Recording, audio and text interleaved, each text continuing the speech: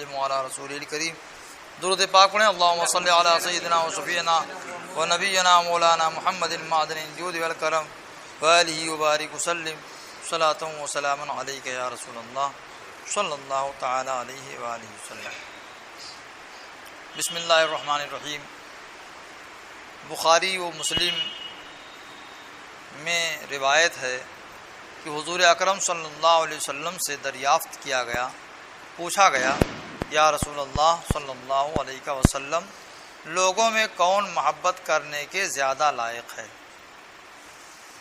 کوئی تخصیص نہیں کی گئی، لوگوں میں کون محبت کے زیادہ لائق ہے؟ تو رسول اکرم صلی اللہ علیہ وآلہ وسلم نے ارشاد فرمایا، ماں۔ پھر پوچھا، پھر کون؟ فرمایا ماں۔ پوچھا گیا، پھر کون؟ فرمایا ماں۔ 3 مرتبہ میرے آقا صلی اللہ علیہ وسلم نے ماں کا لفظ فرمایا اور یہ بتایا کہ محبت کے سب سے زیادہ لائق ماں ہے۔ اپنے رشتہ داروں میں، اپنے قریبی لوگوں میں محبت کے سب سے زیادہ لائق کیا ہے؟ ماں ہے۔ جب چوتھی بار پوچھا گیا تو آپ نے فرمایا باپ۔ صحیحین میں یعنی بخاری و مسلم میں یہ بھی روایت ہے کہ حضرت اسماء بنت ابو بکر سیدنا صدیق اکبر کی صاحبزادی حضرت اسماء رضی اللہ تعالی عنہا روایت کرتی ہیں کہ رسول اکرم صلی اللہ علیہ وسلم کے عہد مبارک میں میری مشرکہ ماں میرے پاس آئیں۔ اس وقت تک ایمان نہیں لائی تھیں سیدنا صدیق اکبر کی والدہ، سیدنا صدیق اکبر کی اہلیہ، اس وقت تک ایمان نہیں لائی تھی، کیونکہ حضرت اسماء کہتی ہیں کہ میری ماں جو مشرکہ تھی میرے پاس آئیں تو میں نے رسول اکرم صلی اللہ علیہ وسلم سے عرض کیا کہ میری بے دین ماں آئی ہے، میں اس سے کیا سلوک کروں؟ آپ نے فرمایا حسن سلوک کرو، کیونکہ ماں کا مقام بہت اونچا ہے۔ ماں اگر ایمان نہیں لائی ہے اور مندر سے آ رہی ہے گھر تو آپ اس کو لے کر کے آئیں، مدد کریں، لیکن مندر کے لیے جا رہی تو اس کی مدد نہیں کی جائے گی، اس لیے کہ وہ اللہ کے علاوہ کسی اور کی پرستش کے لیے جا رہی ہے، اس میں ماں کی بھی مدد نہیں کی جائے گی۔ ہاں گھر آ رہی ہے تو چونکہ ماں کا ایک بہت بڑا مقام ہے اولاد کے حق میں اور ان کی بہت بڑی خدمت ہے اولاد کے حق میں، اس لیے شریعت نے حکم دیا کہ ان کی خدمت کی جائے۔ ابن حبان اور حاکم کی روایت ہے، آپ نے فرمایا اللہ کی رضا والد کی رضا میں ہے۔ والد خوش ہیں تو اللہ بھی خوش ہے، اور اگر والد ناراض ہو گئے تو اللہ تبارک و تعالیٰ کو بھی ناراض سمجھیے۔ یہ کون فرما رہے ہیں؟ ہمارے اور آپ کے آقا و مولا صلی اللہ علیہ وسلم فرما رہے ہیں۔ فرماتے ہیں والدین کی رضا میں ہے۔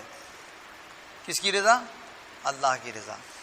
مطلب یہ فرمایا کہ والد کی رضا میں اللہ کی رضا ہے، یا یہ فرمایا کہ والدین کی رضا میں اللہ کی رضا ہے؟ دونوں باتیں اپنی جگہ پر ہیں۔ والد ہوں یا والدین ہوں، ماں باپ ہوں، ماں باپ جب تک راضی نہیں ہوں گے اللہ تبارک و تعالی راضی نہیں ہوگا۔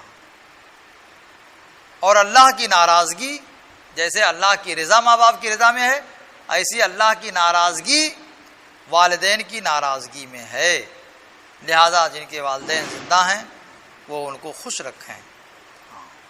طبرانی کی ایک روایت ہے، والد یا والدین کی اطاعت میں اللہ کی اطاعت ہے، اور والد یا والدین کی نافرمانی میں اللہ کی نافرمانی ہے۔ بزاز کی ایک روایت میں ہے، آپ نے فرمایا والدین کی رضا میں رب کی رضا ہے، اور والدین کی ناراضگی میں اللہ کی ناراضگی ہے۔ تو جب بندہ، اور کوئی بھی بندہ مومن یہ نہیں چاہتا ہے کہ ہمارا اللہ ہم سے ناراض ہو، تو اب جب یہ ہم نہیں چاہتے ہیں کہ اللہ ناراض ہو ہم سے، تو اپنے والدین کو قطعی ناراض نہ کریں، کیونکہ میرے آقا نے فرما دیا کہ والدین ناراض ہو جائیں گے تو اللہ تعالیٰ بھی ناراض ہو جائے گا۔ ترمذی، ابن حبان اور حاکم سے مروی ہے کہ ایک شخص نے حضور اکرم صلی اللہ علیہ وسلم سے عرض کی کہ میں نے بہت بڑا گناہ کیا ہے، میرے لیے توبہ ہے؟ ایک شخص نے رسول اکرم صلی اللہ علیہ وسلم سے عرض کیا کہ یا رسول اللہ میں نے بہت بڑا گناہ کیا ہے، تو کیا میرے لیے بھی توبہ کی گنجائش ہے، توبہ ہے؟ آپ نے فرمایا تیری ماں ہے؟ عرض کی نہیں۔ پھر آپ نے فرمایا تیری خالہ ہے، ماں کی بہن، تیری خالہ ہے؟ عرض کی ہاں۔ فرمایا جاؤ اور خالہ سے حسن سلوک کرو۔ سبحان اللہ، خالہ سے حسن سلوک کے صدقے میں اور وسیلے سے اس کے اللہ تعالیٰ تمہارے بڑے گناہ کو بھی معاف فرما دے گا۔ تو دیکھیے، جب ایک رشتہ دار کا وسیلہ اللہ کی بارگاہ میں ہمیں کام آتا ہے تو اللہ کے محبوب کا وسیلہ کیوں نہیں کام آئے گا؟ اللہ کے نیک بندے جو مقبول ہیں ان کا وسیلہ کیوں نہیں کام آئے گا؟ گناہوں سے مغفرت میں اولیاء اللہ وسیلہ ہیں، بے شک وسیلہ ہیں۔ مجھے وہ یاد آئی ایک بات کہ حضرت ابو علی ایک بزرگ ہیں، وہ کسی مصیبت میں گرفتار ہو گئے، پریشان ہو گئے۔ رسول اکرم صلی اللہ تعالی علیہ وآلہ وسلم کے طرف انہوں نے لو لگایا، توجہ کی، تو سوئے تو خواب میں سرکار دو عالم صلی اللہ علیہ وسلم تشریف لائے اور آقا نے فرمایا کہ یحییٰ بن یحییٰ کے قبر پر جاؤ۔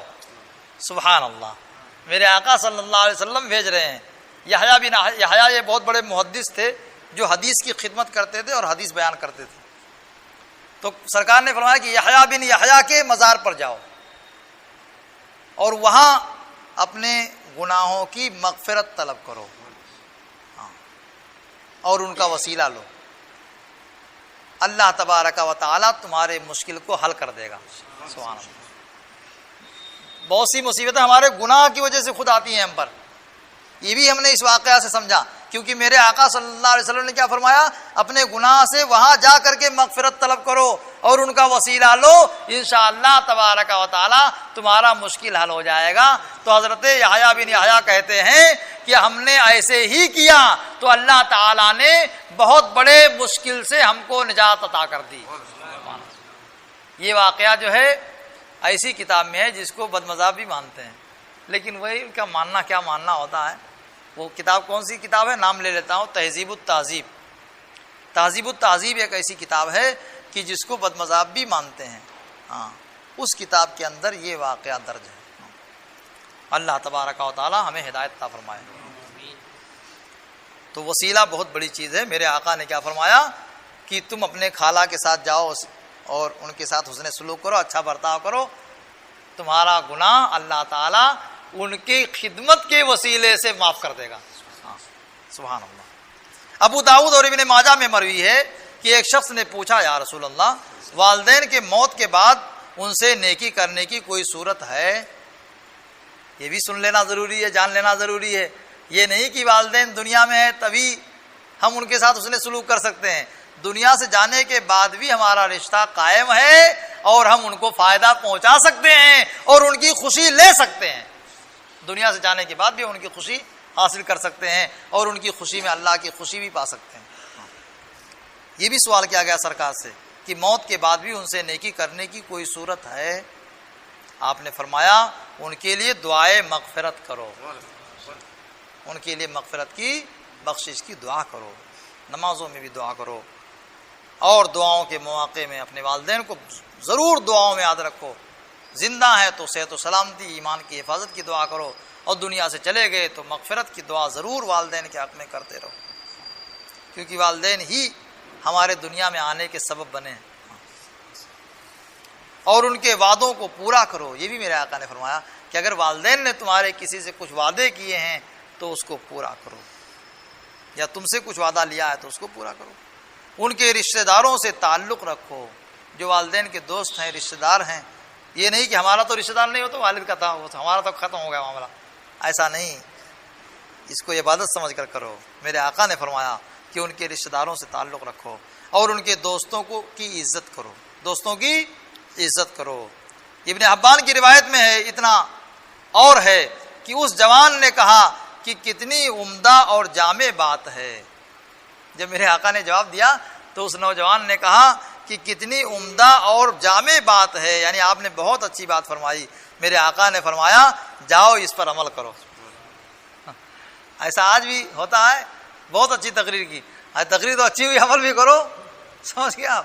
ہاں, فلاں صاحب بہت اچھی تقریر کرتے ہیں, اور جا کر کے دیکھو تو ان کا جو ہے جو بیان کیا اس کا ایک چیز بھی اپنے اندر نہیں اتارا. تو کیا اچھی تقریر سے آپ کو ملا؟ انہوں نے تو اچھی تقریر کر کے اچھا ثواب پا لیا, لیکن آپ کیا لیا؟ میرے آقا صلی اللہ علیہ وسلم نے کتنا عمدہ جواب دیا. ارشاد فرمایا کہ آپ جاؤ اور اس پر عمل کرو. امام مسلم سے روایت ہے, حضرت عبداللہ ابن عمر رضی اللہ تعالیٰ عنہما مکہ مکرمہ کی طرف جا رہے تھے.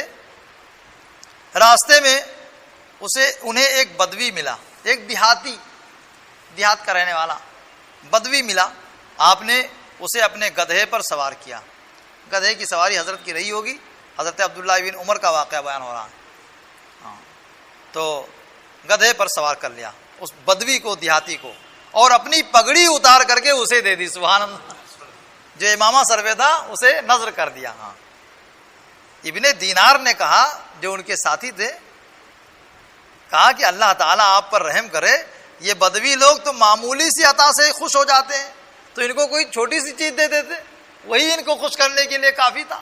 ہاں, یہ امامہ سر کا اتار کر کے دے دیا. آپ نے فرمایا کہ اس کا باپ میرے باپ کا دوست تھا. اس بدوی کو دیکھ رہے ہو, ہم بدوی کو نہیں دیکھ رہے ہیں, ہم بدوی کو کی نسبت کو دیکھ رہے ہیں کہ اس کے والد کو ہمارے والد سے ایک نسبت تھی, اس نسبت کی بنیاد پر ہم نے اسے اپنا امامہ دیا. نسبتوں کی قدر ہمارے بزرگوں کی نگاہوں میں رہی ہے, اور اسی سے ان کی عزت تھی.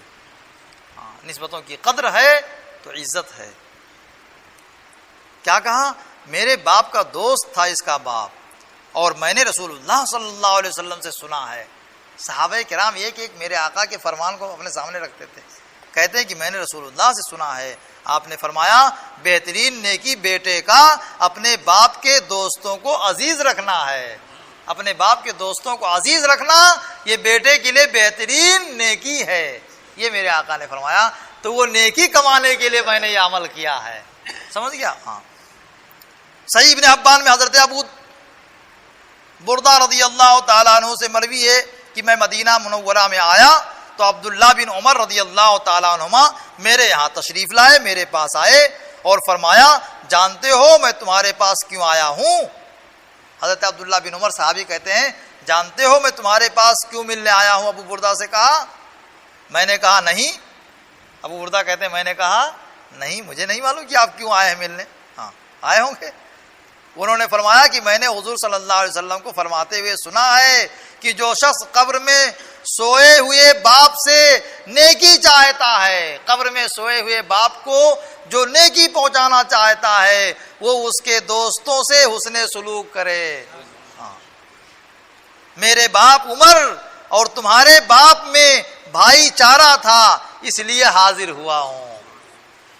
بس تم سے ملاقات کرنے کے لیے اسی لیے آیا ہوں کہ تمہارے باپ میں اور میرے باپ میں بھائی چارہ تھا, یعنی دونوں کو اللہ کے رسول صلی اللہ علیہ وسلم نے بھائی بنایا تھا, اس لیے میں تم سے ملاقات کے لیے آیا. بس اسی نیکی کو تلاش کرنے کے لیے. اللہ تعالی ہمیں بھی کچھ ان جذبات سے حصے عطا فرمائے.